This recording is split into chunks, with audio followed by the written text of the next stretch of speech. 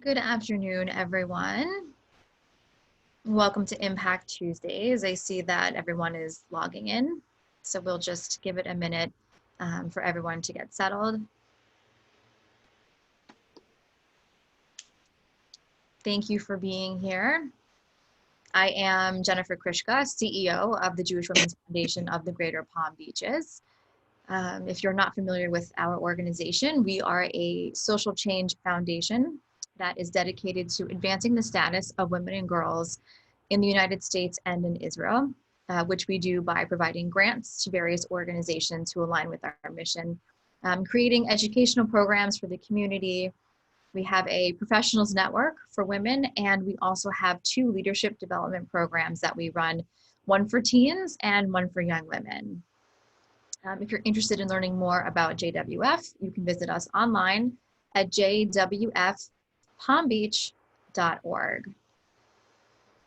So for today's Impact Tuesdays webinar, we are joined by 3 wonderful women from the Lord's Place.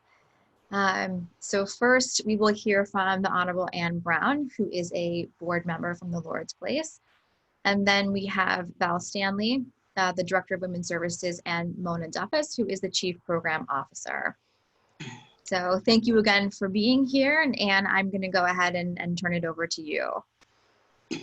Thank you. I'm delighted to be here and to be here with these wonderful people that I know from the Lord's Place and anybody who is active in the Jewish Women's Foundation. I was one of the founding trustees of the Jewish Women's Foundation and worked with it for quite a few years. And it's one of the things I'm very proud of. I also happen to be a board member of the Lord's Place now. And I want to tell you, the first thing I'm going to tell you about myself is that I'm Jewish. It's sort of funny, you know, you go someplace, you say, hello, I'm Jewish. But that's what I'm doing. I'm saying, hello, I'm Jewish. And I want people to understand that the Lord's Place is not religious, tied into any religion in any way.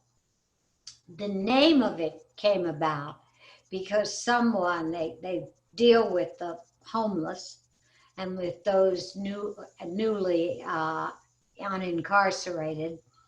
And someone was so thrilled with being a part of the Lord's Place, having a place to stay, being rescued from the streets, that he said, this is the Lord's Place.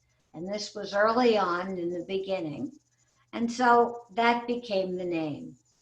And my mission in the Lord's Place is to support it.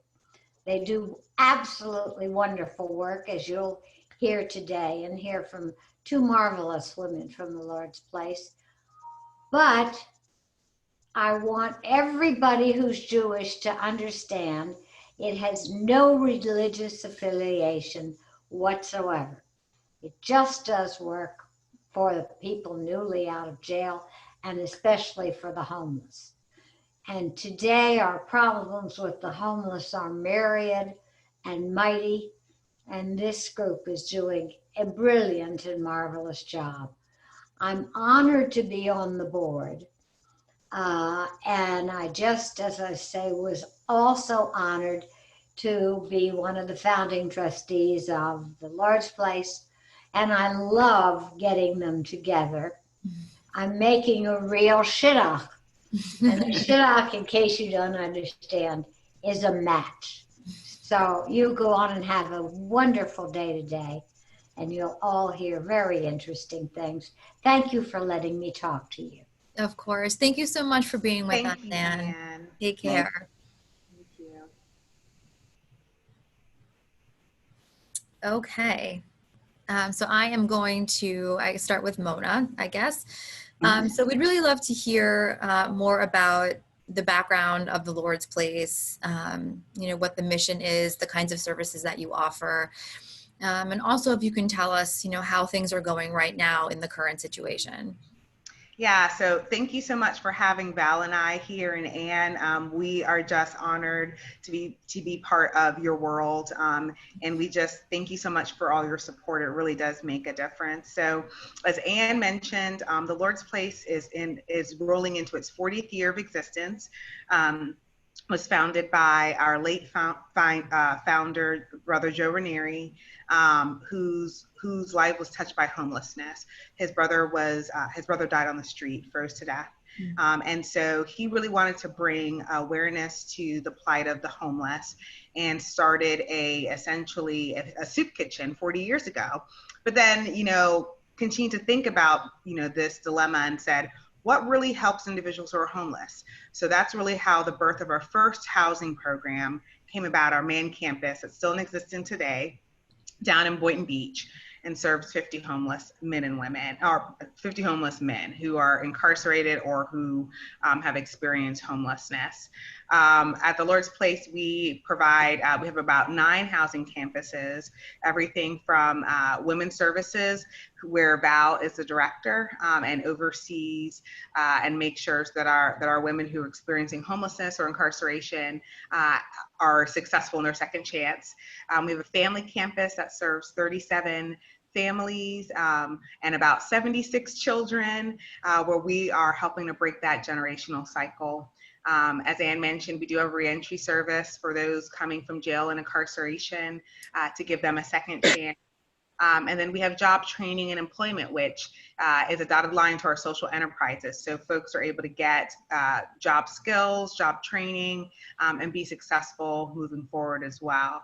And then we have a bunch of other supportive services to make sure that we're able to come alongside that individual and move forward. Our mission is breaking the cycle of homelessness. So over the last year, we've served about 1,900 men, women, and children to that effect. Something that I think is really impressive and that we're proud of, because it's not easy work, is that 90% of our individuals who have come to the Lord's Place, however that may have been, and has received services, are no longer homeless within the last 2 years that they received services from us. So what we're doing works. Val can certainly attest to the hard work and what that looks like on a day-to-day basis.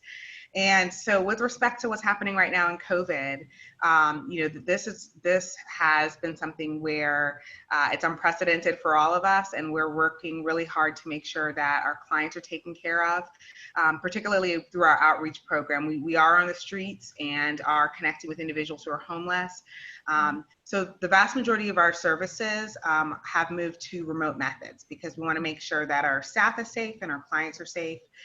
So they're still available. We're still providing the vast majority of our services. We've changed our lunch program to be grab and go so that it's safe for folks. And then we've added essentially 2 or 3 days worth of groceries. So everyone who comes, doesn't matter if you show up and you're hungry, you're going to get something to eat. And so that's really where we're at right now. And we're just keeping an eye on everything and working within the larger community with our county and city officials to address this, and then really plan for the future. We're getting a lot of folks who have never needed services before, and so we are in a creative and innovative way trying to figure out how to keep them housed.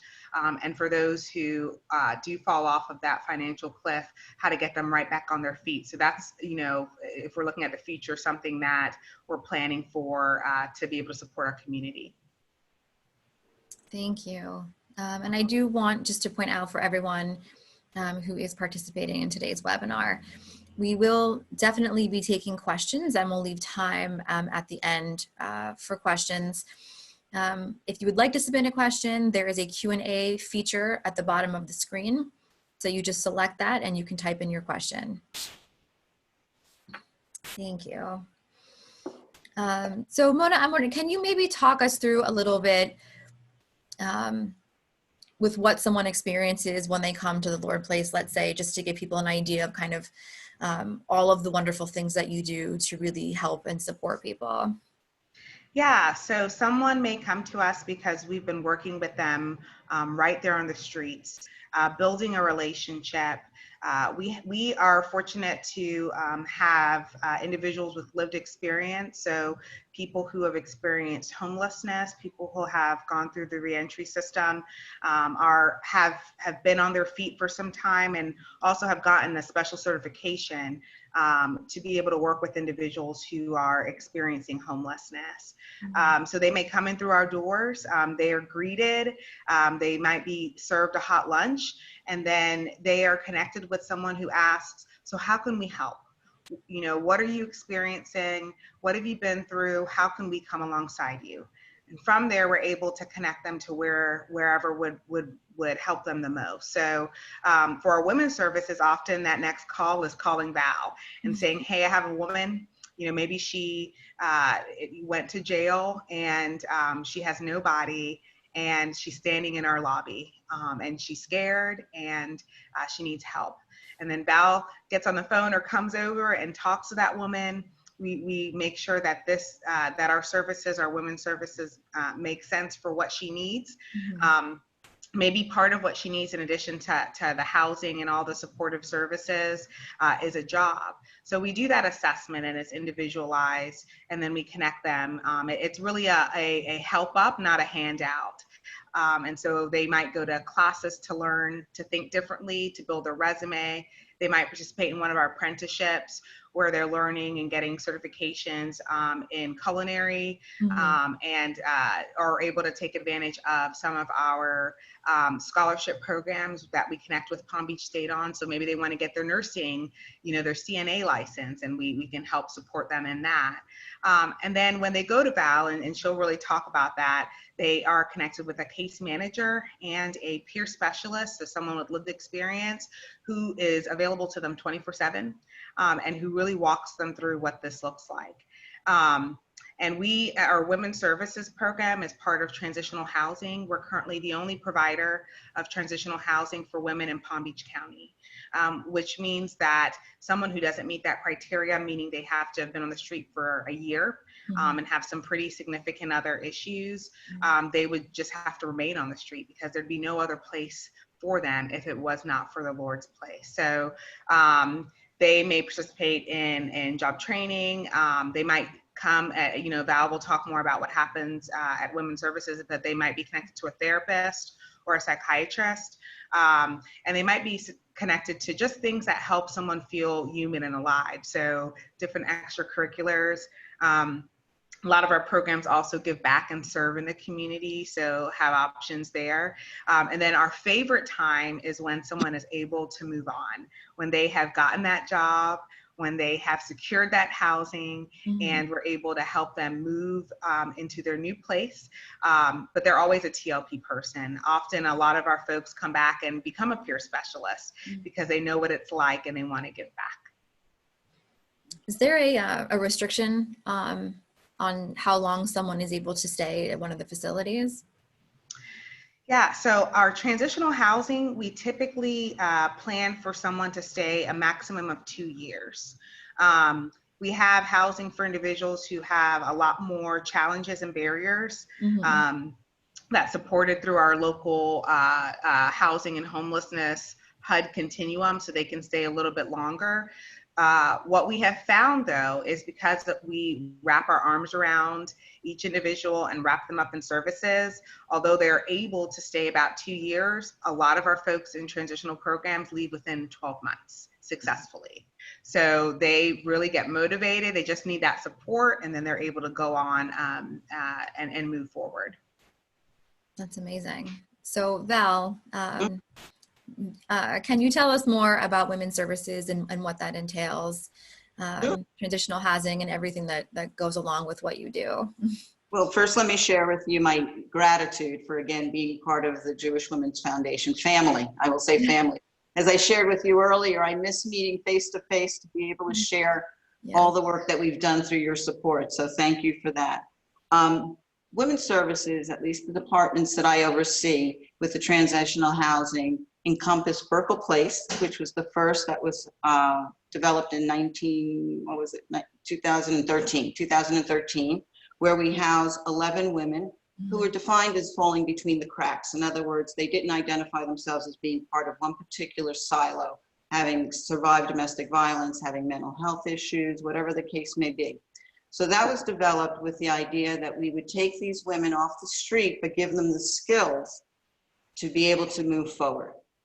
With that, we were then able to develop Holly Place, which serves particularly women that have been incarcerated, whether it's jail or prison.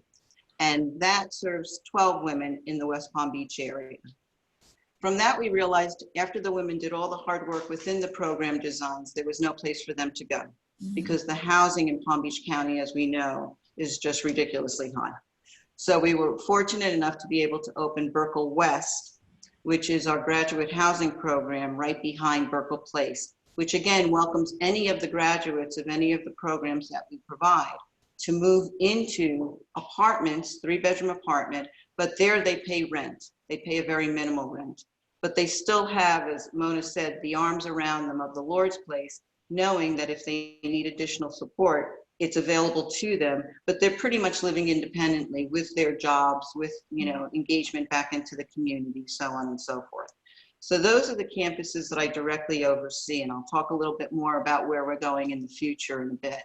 I also assist with the grant that you've provided with us, those that are at the family campus.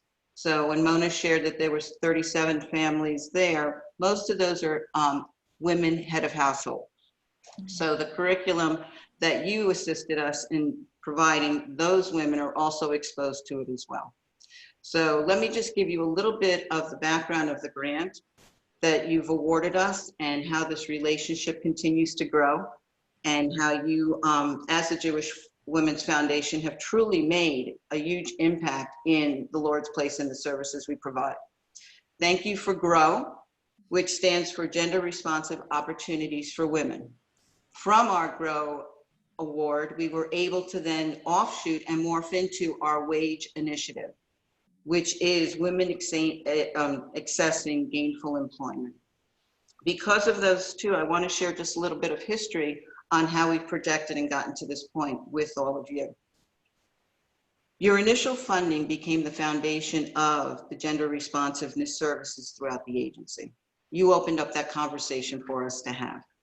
Aligning our mission with yours, we are dedicated to breaking the cycle of homelessness by providing innovative, compassionate, and effective services to men, women, and children in our community. But it's your assistance in allowing us to think outside the box is what makes our programs as successful as they are.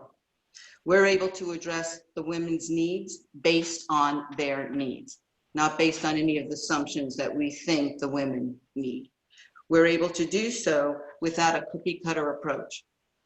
When we were first awarded the money for our GROW program, it was to purchase materials that would enhance our services through a very specific lens, that of a woman or a girl.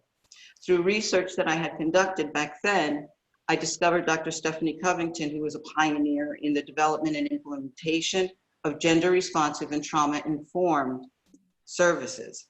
She's very well published, world renowned, and specializes in the areas of addiction, trauma, anger, and violence. The intersection of all of those impact the women that we serve. And with this curriculum, we're able to address those issues to help them build, first and foremost, their foundation to heal. So that's how we come into our approach with our residents and the clients that we serve. The JWF supported our request to purchase these curriculums so that we can engage our women in a way that they understood, in a way that was truly resonating through their life experiences. We were also able, through your funding, to receive the training, train the trainer, by attending a conference with Dr. Covington herself. And that assisted us to offer these evidence-based programs with true fidelity. Your support in this endeavor has allowed us to build a really strong delivery of holistic services based on the specific needs of each of the women that come through our doors. And we're doing this in the area of employment. Through our WAGE initiative, which again is women accessing gainful employment, we realized the necessity to develop training and empowerment programs through a woman's lens. What are their strengths? What challenges did they face? What are their traumatic histories? How are they different from their male counterparts vying for the same jobs and positions? How do they experience homelessness different? And how will they transition from homelessness again to become an engaged, productive member of their community? Mhm. With the start of the basics, we first work on healing the wounds of the traumas that the women have endured. With trauma responsive, trained case management, recovery support, job coaching, life skills instruction, and counseling of the women, we're able to do so by focusing on them healing and then focusing on them gaining employment. In our programs, we're kind of counter in the sense of we don't even want the women to consider employment for the first 20, maybe 30 days of their residency in the programs. That being said, at that point, they are still engaged with job coaches who work with the residents on enhancing their computer and communication skills. We have volunteers who engage in doing the same. We have an assigned tutor who works with them on any kind of skill base that they need enhancement and help with. And the entire Lord's Place Job Ready team works with us in the recruitment of supportive businesses that don't shy away from working with formerly homeless or those that have been incarcerated. They work with us in assisting in the application of jobs. And they work with us most importantly in continuing to coach our women when in fact they're not able to secure those jobs. We've expanded our opportunities for employment by offering the women, and Mona touched on this a little bit, with community-based credential granting vocational scholarships, which has been wonderful. So as we know, not everybody can go to college or needs to go to college or wants to go to college. So this has really afforded our women new career paths, sometimes something they never thought they could do.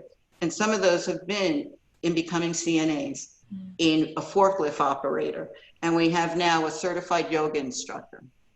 So financial literacy complements these workshops and classes where we are also teaching the women how to manage their money and be more financially responsible now that, again, they are gainfully employed and receiving those cash benefits for the hard work that they do. This wraparound of services and with the support of the Grow and Wage initiative has given us these kind of statistics for the past year. And if I could read directly from my numbers so I don't mess them up. 128 homeless women, some formerly incarcerated, have been served and have had access to supporting housing and gender responsive services. 116 out of the 128 have maintained or exited into stable housing, some of which have moved into Burkle Place West and our other home that serves women, Helen's Place.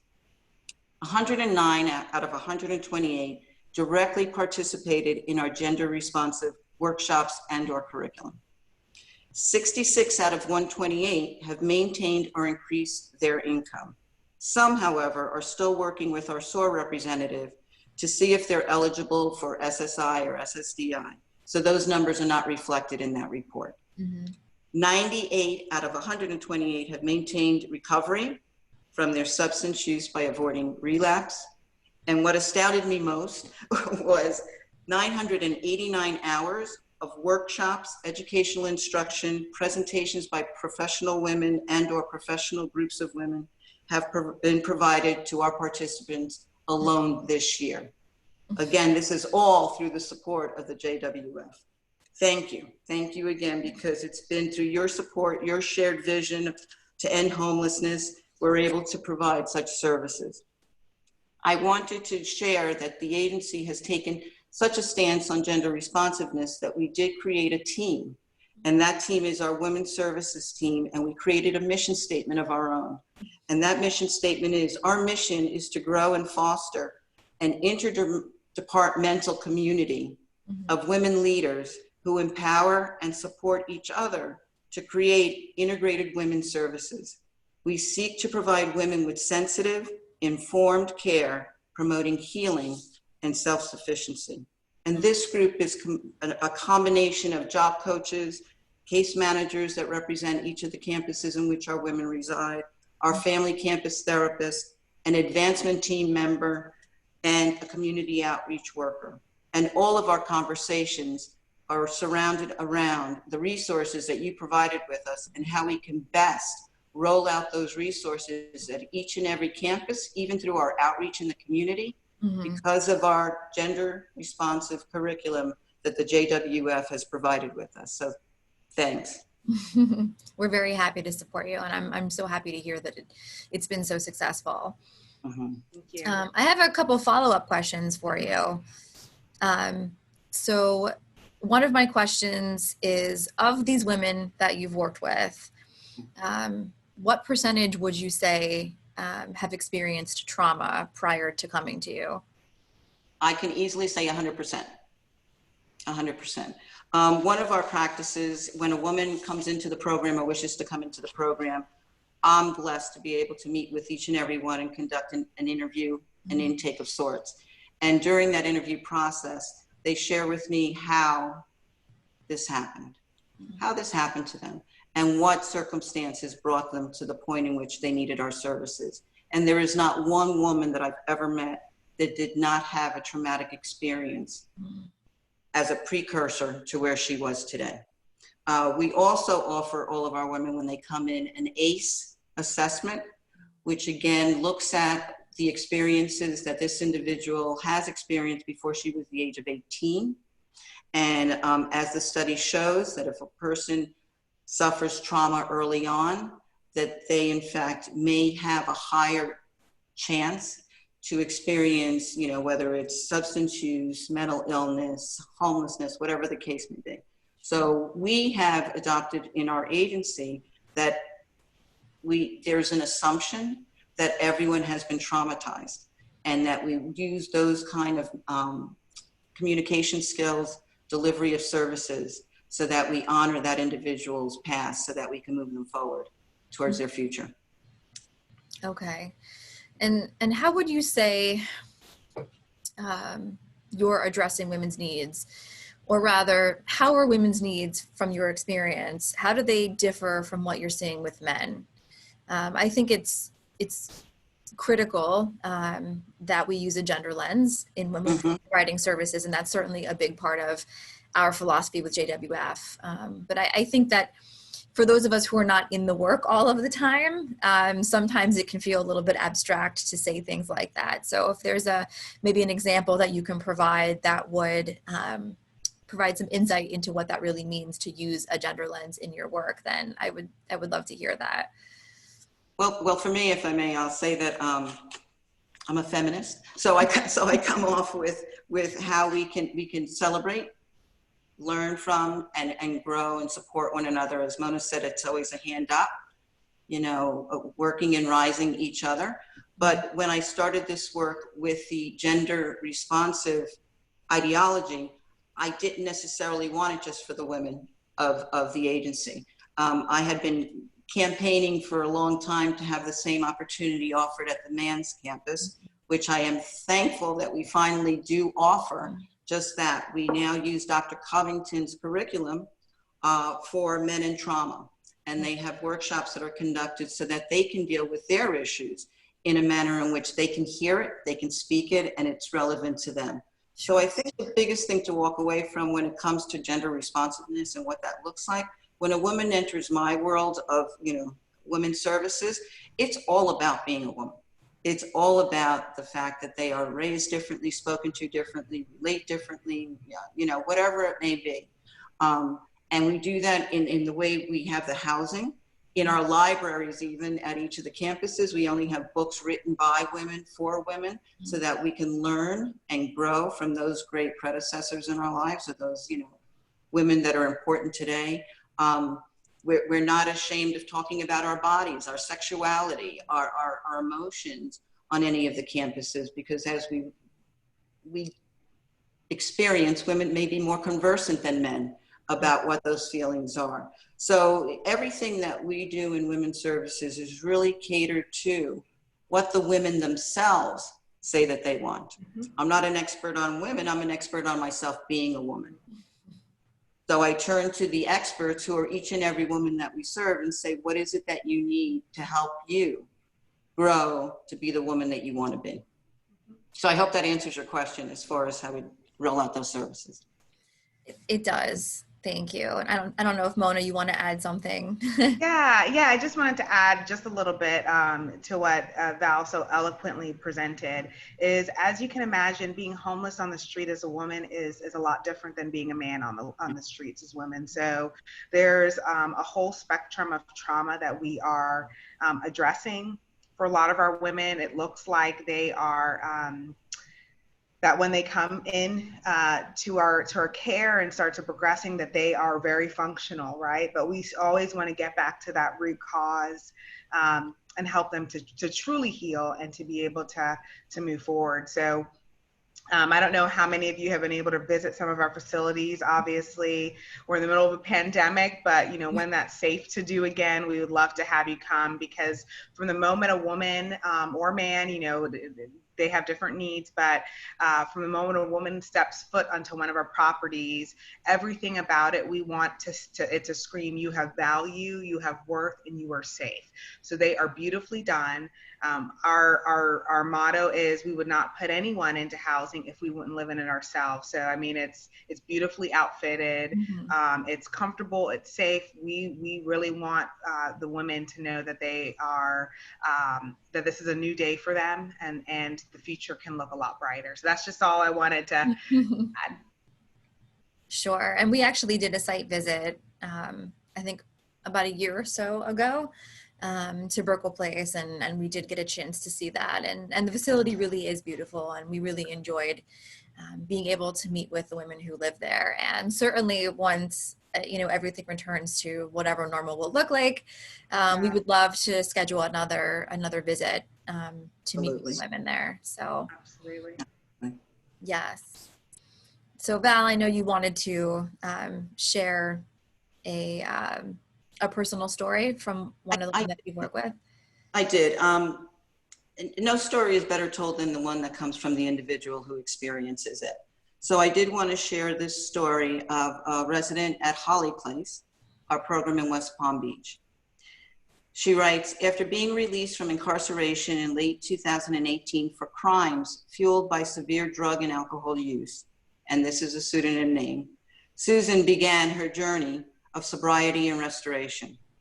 Included in this were numerous personal goals: her need to acquire prescription glasses, become reestablished and stable on her mental health, and reinstate her driver's license, securing employment, and securing stable housing. With the assistance from the Lord's Place and inquiring wraparound services and team composed of donors, culinary chefs, employment specialists, therapists, volunteers, county resources, and a wealth of will and determination, Susan reports that her goals have now been completed. I quote her as saying, "I used to have a hard time focusing and finding material that was related to my personal story.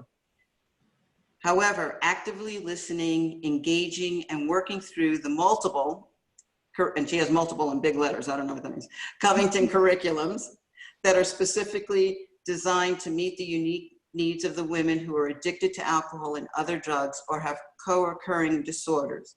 I can now understand my past and how to separate what has benefited me from all that I was exposed to. And that's the end of her quote. Although Susie is grateful for her employment, she missed one thing that fulfilled her love of nursing. And now her dream of reinstating her LPN license reignited that passion that she has longed for. She's quoted as saying, "I believe God put me here to nurture people back to health." She mentions, "It's a long road, but I'm excited for the outcome." And with this today, Susie is engaging in the Florida Board of Nursing and awaiting her license reinstatement decision. So I wanted to share that. Thank you for sharing that. So another question, well, I have a few more questions, of course. So one question I wanted to ask, so I think when we talk about the issue of homelessness, there are a lot of perceptions that people have about what it's like to be homeless, or how, someone ends up in that situation. And so I wanted to know if maybe, Mona and Val, you could both address maybe some of the myths that people have around this issue that you would particularly like to dispel. Yeah, there are many different entry points into homelessness, but the thing that is the common denominator for anyone is the only thing that makes someone homeless is they don't have a home. And that can happen to everyone. We have had the pleasure and the privilege of coming alongside many folk who it was just one unforeseen or one tragic situation that thrust them into homelessness, from medical conditions to unresolved trauma that led to substance abuse and mental health illness. I think substance use and mental illness are two of the greatest misconceptions of homelessness. By and large, the vast majority of folks that we serve are individuals who, because of economic situations, and then, things just sent them over the edge, are now homeless, or they were caring for a sick loved one, or they themselves were the breadwinner and became sick and are now homeless. So the other thing that is important to mention, and Val touched on it, and it's kind of why the Lord's Place is considered Mavericks, is the affordability. In Florida ranks in the top 3 in the nation for being the worst at affordable housing in our community, meaning that someone who makes minimum wage would have to work 120 hours a week just to be able to pay rent alone. That's no other expenses. So just the burden of lack of affordable and safe housing in our community really lends to people moving off of that cliff into homelessness. If you can't pay rent and you need your medication, or your child's been sick and you need to leave your job and maybe you get fired, and really you were behind anyhow, and so now you're living in your car. So between the lack of affordable housing in our community, and then just various things that might happen, there's systematic things with respect to our healthcare system, and with employment laws and employment supports that really all someone needs is just one bad moment, one bad thing to happen, and they can be thrust into homelessness. Val, did you want to add anything? No, I think, Mona, actually, again, the stigma that comes along with it, it's just you or I or anyone else that it could happen to. And it appears when I meet with the women, it's the blink of an eye, one situation, that just the domino effect comes into play. These are intelligent individuals. They have been contributors to our communities for many years. And again, I always say this, and the women that I serve hear it from me often, that they are my heroes because of the fact that they took those circumstances and then sought out the help to make the changes in their lives to regain their independence. So Mona covered everything that I would say as well. Okay. So another question that came to mind. So last week, we had the Alliance for Eating Disorders Awareness as our grantee. And of course, they talked about, of course, Lisa works there, who is Val's daughter. And then there's a working relationship between the organizations. So I was just interested to learn more about your relationship with other organizations in the community. Yeah, so we recognize that we cannot do this work alone. We partner with every other provider in the area that has the same mission to end homelessness. We've also been fortunate to build relationships in addition to the Alliance for Eating Disorders, who provides some trauma and other training to us, to have relationships with CareerSource, to have relationships with the City of West Palm Beach, which funds our outreach and engagement team, to have relationships with partners like Downtown Development Authority, and various mental health and medical facilities. We actually have partnered with Genesis Health, who has a on-site, right now it's moved to remote because of the pandemic, but an on-site nurse partner with us and work with our most vulnerable clients. And internally, we have a multidisciplinary team. So we work really closely with a psychiatrist who specializes in homelessness for those individuals who can't access services in the community. community and who need that extra sort of care and attention. She just has a special way with people to really help them feel at ease. And so she, in addition to an LCSW who's got years of experience with mental health and housing and homelessness, lead our care team, where we're engaging all providers that are working with individuals and just really focusing on individualized need. Last year, we were able to partner with a healthcare district, and they were able to provide on-site services through their mobile clinic, an entire microcosm of their services, everything from mental health to vaccines to delivery of medications right there. So our folks that we were and are engaging on the street, who maybe that would help them to take that hand up, and who need that mental health, or who need their insulin and have no place to store it, they're still able to get treated. So we have a vast variety of partners that we're working with. Excuse me. We also partner very closely with the universities, and Val can talk a little bit about a really neat pilot. Well, it's more than a pilot now. I mean, it's an integral part of a program that I think highlights our partnerships and just our desire to continually grow and partner and learn.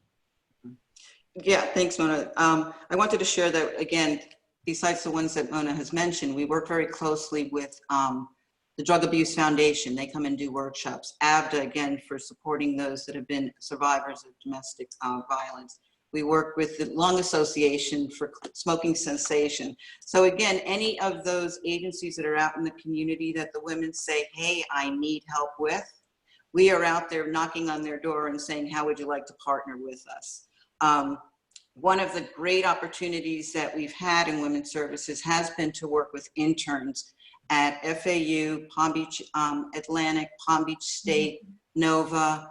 I don't think I forgot any, but if I did, forgive me. And the interns have worked with the women side by side and have developed programs that the women say, again, that they think would be of help. One of the projects that the this is Palm Beach Atlantic students just finished, was a medical card that they worked with each of our residents in developing an actual card in which their medications would be written on there. We would keep one on file, but more importantly, they would carry that card with them because God forbid they needed to go to the emergency room, or they were in a physician's office and not able to recall what medications they were receiving. This card is updated on a constant basis, and they're able to take that card with them. So that's one of the projects that the interns were able to develop. Another one is a returning intern. She's working on her doctorate from Palm Beach Atlantic as well. And she is working with Dr. Covington. She's been able to connect with her to do an assessment tool of not only women's services, but eventually it'll be something that we will look at the entire Lord's Place in how we can streamline everything that we do offer, all of these classes, workshops, and engagements with the women to be more specific, even more specific to the women's needs. So we're working on that assessment tool with Dr. Covington to look at the bigger picture, and then how we can just really hone into the needs of each individual by giving them, similar to a college, the track in which they need to graduate from. Specific classes, specific workshops, specific anything. And she's working on that project this year with us. Our other intern that's been working very diligently is working on what will be a new project for us, which is going to be the Burkle Place 3 housing campus that will hopefully be opening when fall of 2013 or whatever we are, whatever year we're in here. But that's been postponed now. But we are opening Burkle Place 3 to house 24 women. And this one will be multi-generational in that 50% of the beds will be assigned to women who are 55 years and older. But what we're looking at in this research project to try to set the programming a little bit different than what we offer right now is how the women of different generations can truly support one another with our encouragement, so that the older generation is working with the younger generation, and the younger generation is teaching, where they will become the presenters and the facilitators of groups on the campus, having take the charge on certain projects. So this is really a new way of delivering the services, and this particular intern is working with us to see if there are best practices out there, and if there are not, then we will be charged with creating those best practices. Well, you all are doing really amazing work, I have to say, and I just think it's remarkable. And Val and Mona, you're very impressive, and I'm sure everyone else on staff is also very impressive. So we have about 15 minutes left. So I want to get to some of the questions that we had come through. Okay, so Suzanne Holmes would like to know what the percentage increase you've seen with regarding food in this current situation. Yeah, so we actually, again, just being mavericks and innovative, our outreach team who was on the streets noted that for the folks who were the most vulnerable in the park, so those who were really elderly, those who had been on the streets a long time and couldn't walk, were struggling to find food. At the same time, because of what was happening with COVID, a lot of the food pantries and other hot meal centers were closed. So we decided that in a creative way, we were going to create food packets that were shelf stable and deliver that in the parks and in the places where we knew that people were experiencing homelessness, in addition to at our own center. We've been fortunate in having lots of donations go through our chef that we have on site who's preparing these meals. And if anyone's interested in donating, please feel free to reach out to us. And we're able to put those shelf stable foods together that last people 2 and 3 days, in addition to the daily hot meal. So food security is something that as a community, we are keeping our eyes, we're watching it very closely because we understand that this might be a national and international issue. As of right now, all of our clients have the food that they need, but what we're seeing, which is, really where we are preparing to help and intervene, are families who've never needed help with food now needing it. So that's really the folks that we're starting to see at our door. As far as the number percentage, we're working to compile that. Again, we've just noticed an increase in folks who are still housed, who are hungry. Thank you. Okay, so there is a woman who was on the call who would like to make a comment, I think, about her personal experience with the Lord's Place. So I'm going to go ahead, Jennifer, I'm going to unmute your mic so you can make your comment. Okay. All right, Jennifer, you go ahead. Hi, my name's Jennifer. I am a former client at Holly's Place. I was released from jail in August 2018, and I was welcomed by Miss Val. I had nowhere to go but to my mom's, and I had no family. My mom and I are very toxic to each other. I came into Holly's Place, and they showed me how to love myself again. I graduated the program. I became a Lord's Place employee. I work at the Dixie Thrift Store. I'm your cashier. My name's Jennifer. And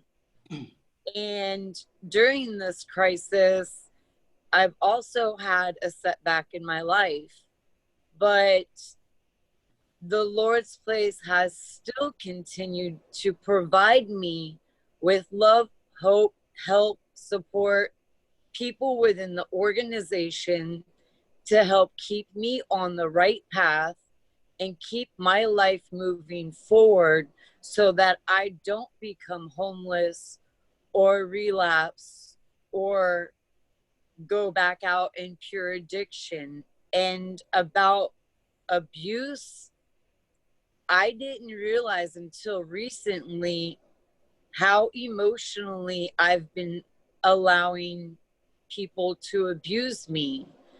And through the Lord's place and what they have provided for me has taught me that that's not okay. And it has taught me how to deal with my current circumstances and how to move on from here. I am forever grateful for the Lord's place. They are my family. And I thank you for letting me share. Thank you so much, Jennifer. So great to hear your voice, dear. Yeah, thank you for that. Okay, so a couple more questions that have come in.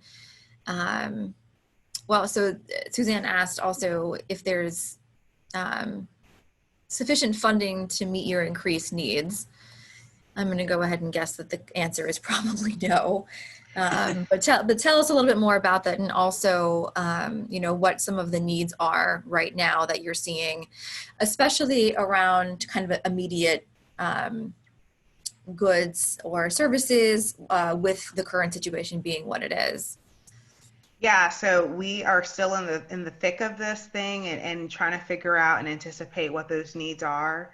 This is part of the reason why many of you may know that we were and still are planning in the far future to rebuild our facility to better serve our clients, and to meet the needs that we have to be centralized.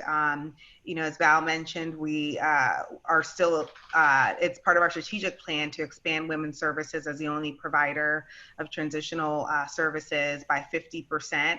And that will still take place when it's right. But we wanted to make sure that we had the ability to meet in real time the needs of our clients first and foremost, and to take care of our staff. So you won't see that we won't be putting a shovel in the ground anytime soon. Because we want to make sure that as we follow what happens with this current pandemic, that we're able to respond rightly. So for now, I mean, you can always give to the lordsplace.org as far as immediate tangible needs, hygiene products. So soap, shampoo, hand sanitizers.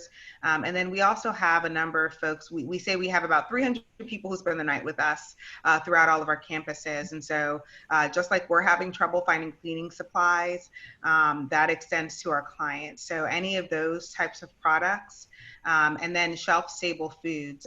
If you're interested in that, you can reach out to us and we'll let you know specifically what we need. But, small tuna packets, things like that, that have a long expiration date.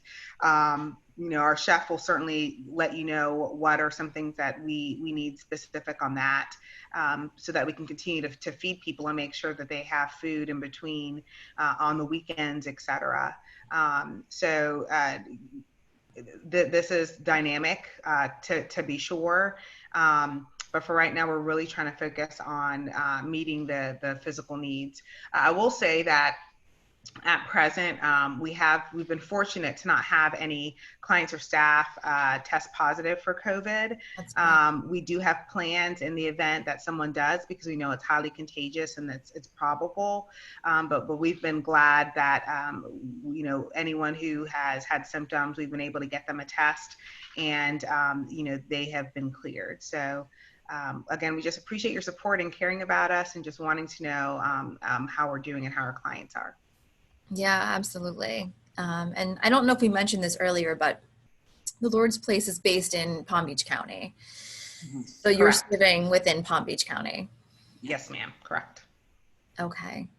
And something that I want to mention, since it's related to what we're talking about right now, we only just today had a board meeting and had a discussion about the creation of a new campaign where we are going to be raising funds specifically to provide tangible and direct service needs eligible to any of our local grantees, because we want to be able to provide additional support to all of you who are really doing on the ground such important work for women and girls and families. And so if we're able to support you, especially right now with everything that's going on, which we know has exacerbated everything, Yeah. Yeah. we want to be able to do that. So we will Thank you. yes, we'll be Very kicking that off thoughtful. very soon. So, whatever we can do to help, we're certainly going to try to do that. So We just appreciate your support. Thank you so much. Yeah, honestly. no, well, you're doing such tremendous work in the community. So, we're really happy and honored to partner with you. So Thank you. Thank you, Jen. yes. So I think those are all of the questions that have come through. So Mona or Val, is there anything else you want to add before we close out this wonderful webinar? I mean, for me, I'm very honored to partner with you all and just thankful for your support. And, in the midst of everything that's going on, and I know everyone has a lot of uncertainty, you're wanting to know how the folks who sometimes feel forgotten are doing. And so that just is an amazing testament to who you are as an organization in your heart. So thank you for that. Yes, of course. And thank you for all of your hard work. And of course, I want to thank again the fact that you have been such a great partner for a few years now, and that you assist us in addressing what is so important in gender and trauma responsiveness, and in transitioning these women from being where they were to becoming more educated, employed, empowered, and independent. So thank you to the JWF for being there, for just being there. Thank you. Thank you. Yes, thank you. And thank you again for all of your hard work, Val and Mona. I'm sure, especially right now, it's challenging, and trying to pivot and to do things virtually is certainly a challenge. Offering services virtually is certainly not the same as trying to provide services in person. So, you're doing a great job, and Thank you. I know that it's difficult. So thank you again guys. for being with us today. For anyone who wants to learn more, the Lord's Place website is thelordsplace.org. If you're interested in learning more about the Jewish Women's Foundation or supporting our work, our website is jwfpalmbeach.org. So we will be taking a break from Impact Tuesdays next week, but we will pick up the week after that. So please join us again for another webinar. I think that these are really important, and it's really important for the community to know what's taking place here. So I hope everyone stays healthy and safe, and I will see you soon. So thanks. Bye, everybody. Thank Take you care. so much. We appreciate you. All right. Take Bye. care. Bye.